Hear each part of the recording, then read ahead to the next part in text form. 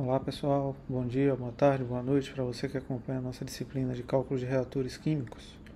E hoje na aula 26 da disciplina vamos continuar conversando sobre os reatores heterogêneos e nessa parte 3 a gente vai falar sobre o comportamento dos reatores de leito fluidizado e os reatores do tipo coluna de bolhas. Bora lá ver as características desses reatores então. O reator de leito fluidizado é um dos reatores que atualmente vem mais sendo utilizado na indústria química.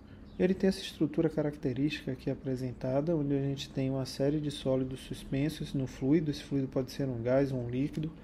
A gente tem a alimentação de reagentes pela porção inferior do reator. Essa é uma característica específica desse tipo de equipamento, pois isso garante que o fluxo ascendente promova a suspensão das partículas sólidas. Aqui normalmente a gente pode ter dois tipos de funcionamento, um com o arraste, onde a gente consegue recuperar aqui junto com o fluido as partículas de sólido do catalisador, que são recuperadas de um ciclone. Daqui a gente consegue obter os produtos e recupera esses sólidos catalíticos para que a gente tenha a redistribuição dessas partículas de catalisador na suspensão aqui da reação. Esse reator possui uma série de características. Tá? A primeira e mais específica delas é a facilidade de renovação e substituição de sólidos no leito ao longo da operação. Essa é uma característica que difere do comportamento dos reatores de leito fixo que estudamos na aula passada, que torna esse tipo de reator muito atrativo para a indústria química moderna. Ele também permite a operação relativamente isotérmica, com altas taxas de atição e retirada de calor. Isso acontece porque a gente não tem aquele empacotamento de sólidos aqui. Então a eficiência de troca térmica é superior nesse tipo de reator. No que se refere à faixa de tamanho das partículas utilizadas, as partículas com diâmetro inferior a 20 micrômetros têm a facilidade de serem recuperadas em ciclones, com a partícula sólida que porventura seja arrastada. E ele tem alguns problemas aí quando a gente tem partículas com tamanho superior a 300 micrômetros. Isso acontece por quê? Porque a gente pode ter possíveis limitações das características de transferência de massa nos poros desse catalisador, e ou degeneração das características do regime de fluidização, ou seja, o fluxo ascendente aqui de gás ou de líquido ele pode não ser suficiente para garantir a suspensão das partículas durante o regime de escoamento. Então, é por conta disso que a gente tem aqui uma faixa mais específica de tamanho de partícula para garantir o regime operacional em si.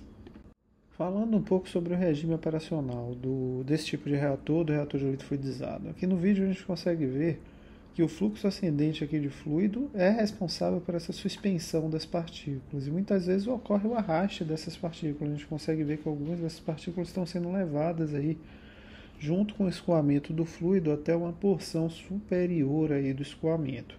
Esse tipo de suspensão garante uma ótima transferência de massa e transferência de calor para esses fluidos. A gente consegue observar aí durante o regime de escoamento que de forma muito gradual a gente tem a suspensão das partículas e essas partículas suspensas elas são responsáveis por garantir aí essa eficiência de transferência de massa, garantindo o máximo aproveitamento da estrutura catalítica. Esse autoaproveitamento supera as características operacionais do reator de leito fixo que a gente estudou na aula passada, garantindo uma eficiência muito boa por unidade de massa de catalisador para esse tipo de reator. Aqui nesse outro vídeo, a gente está vendo um efeito da fluidodinâmica computacional representando as características de escoamento em um reator de leito fluidizado. Esse efeito é muito interessante porque a gente consegue acompanhar a característica de borbulhamento com a ressuspensão aí das partículas sólidas representadas aí em vermelho ao longo do vídeo, dentro da subestrutura do fluido. A gente consegue acompanhar ali o escoamento do fluido, a ressuspensão desse fluido ao longo do escoamento e a movimentação das partículas sólidas ao longo desse regime.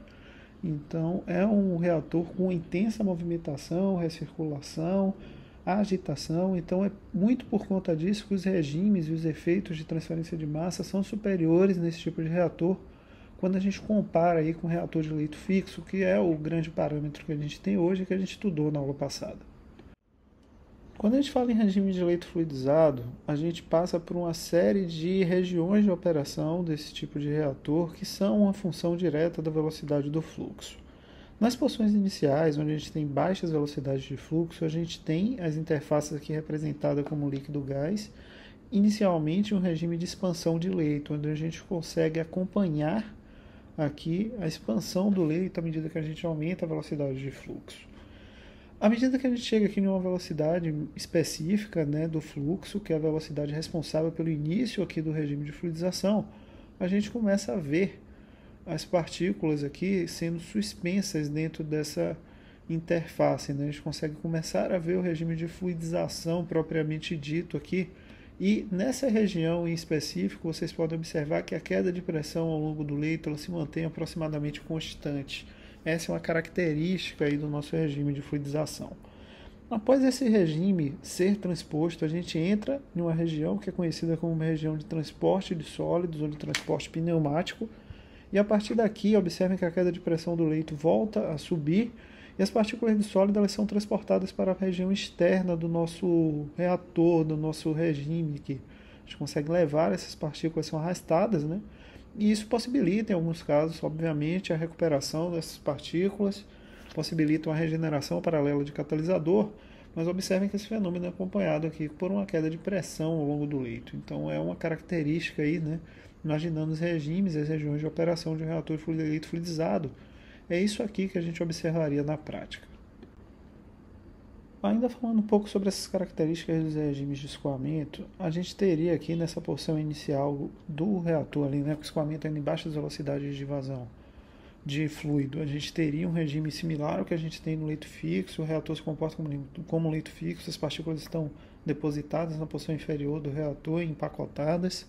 Depois a gente tem o que a gente chama de leito borbulhante, onde a gente começa a ter um borbulhamento aqui do fluido que está sendo alimentado, né, com uma leve ressuspensão dessas partículas.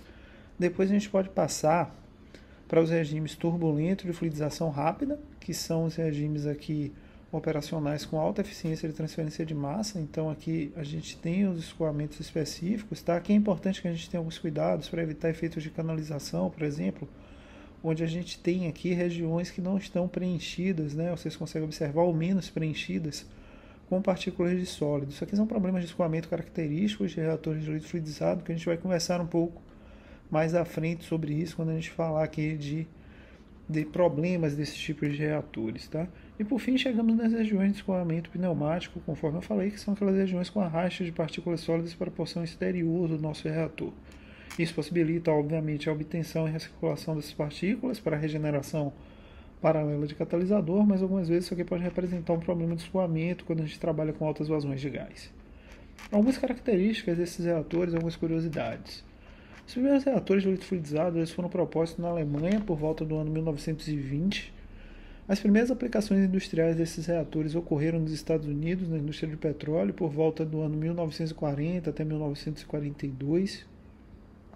Boa parte das aplicações desses reatores estão concentrados atualmente na indústria de petróleo, que foi onde eles foram utilizados de forma inicial. E o uso da fluidização, né, desses reatores de leito fluidizado está relacionado aí com a elevação da capacidade produtiva da indústria de combustível dos Estados Unidos. Esses relatórios que reportam isso estão relacionando esse tipo de dados desde o ano de 2007. Então temos aí um aumento substancial da produção de combustíveis relacionados e reportados nos Estados Unidos devido basicamente ao uso desse tipo de reator, que é hoje um dos reatores aí, junto com o reator de leito fixo, os reatores mais importantes para a indústria química moderna. Só para que a gente tenha uma ideia das características operacionais, isso aqui é uma estrutura presente em um reator de leito fluidizado industrial. Essa estrutura pertence a uma unidade de craqueamento térmico, de craqueamento catalítico, que é uma estrutura presente em muitas refinarias e é responsável pela reação de quebra de moléculas orgânicas grandes em moléculas orgânicas menores, gerando aí um conjunto de produtos que são separados e destinados a diferentes aplicações, tá? Esse reator aqui, essa parte aqui do reator, por exemplo, é responsável aí pela produção dos hidrocarbonetos na faixa de produção da gasolina, tá? Essa estrutura que vocês estão vendo aqui, ó, em azul, só para vocês terem uma ideia do tamanho, isso aqui que está circulado em vermelho é uma pessoa, tá? Então aqui a gente consegue acompanhar a diferença de tamanho disso em relação a uma pessoa. E se vocês observarem aqui na estrutura da direita, essa estrutura representa toda a unidade de FCC, de uma indústria de petróleo, tá? E essa estrutura em azul que estamos vendo aqui, ela corresponde à parte do regenerador, que é essa parte que vocês estão vendo aqui na estrutura inferior do reator apenas. Então observem que são equipamentos de grandes dimensões, tá, que estão sendo aplicados aí dentro da indústria de petróleo para que a gente consiga utilizar essa tecnologia de fluidização para a obtenção de combustíveis. Passando no próximo tipo de reator que a gente vai tratar do reator de coluna de bolhas. Esse reator é um reator aí para o qual a agitação do reator, né, o que acontece com a agitação na estrutura do nosso reator, ela é feita única e exclusivamente pelo borbulhamento de gás na estrutura do reator em si, tá?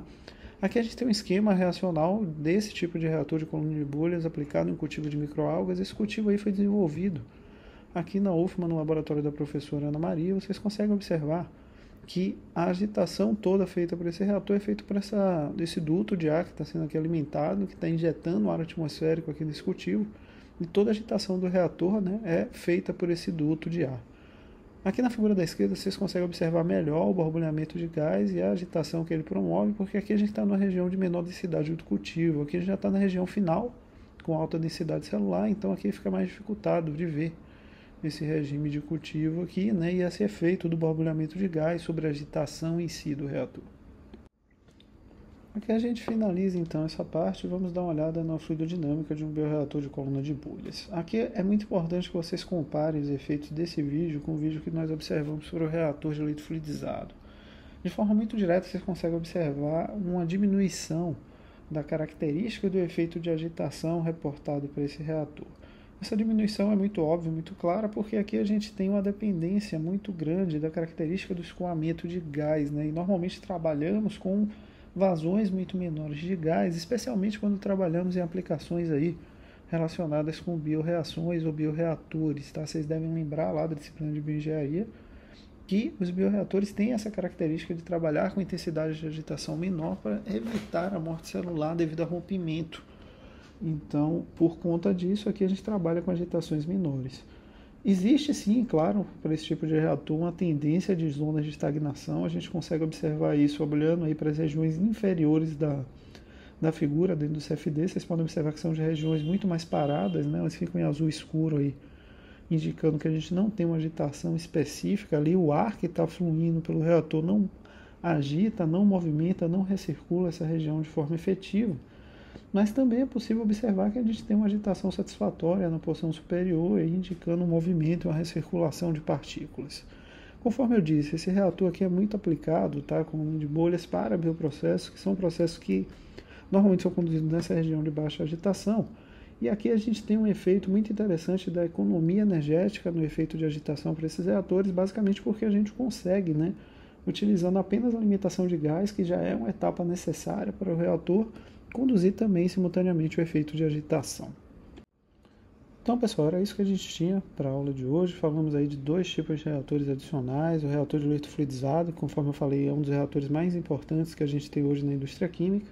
E o reator de coluna de bolhas, que é um tipo muito útil de reator, especialmente quando tratamos aí de bioreatores, especificamente falando. Caso vocês tenham alguma dúvida relacionada ao conteúdo, vocês sabem de me contratam, aqui as formas de contato. A gente se encontra então na próxima aula da nossa disciplina. Até lá!